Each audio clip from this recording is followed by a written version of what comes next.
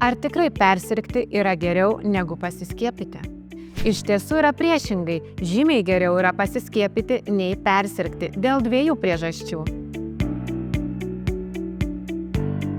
Užsikrėsti pavojinga liga jau savaime yra rizika. Ji gali sukelti komplikacijų, stipriai pakenkti žmogaus sveikatai. Pavyzdžiui, tymai ir poliomielitas gali sukelti ilgalaikių negalių.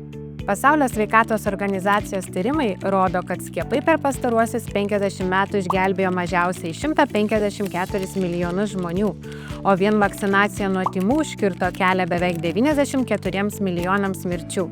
Todėl rizikuoti neverta, pasiskiepyti yra saugiau nei sirgti. Kiekvieno žmogaus organizmas skirtingai reaguoja į užkratą.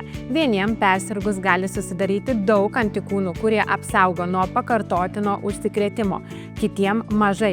Tad persirgęs natūraliai niekada nežinosi, kokia apsauga susidarė organizme, o pasiskiepijus susidaro patikimas imunitetas. Taigi, skiepytis saugiau ir patikimiau, o svarbiausia, išvengiama komplikacijų, kurias gali sukelti liga.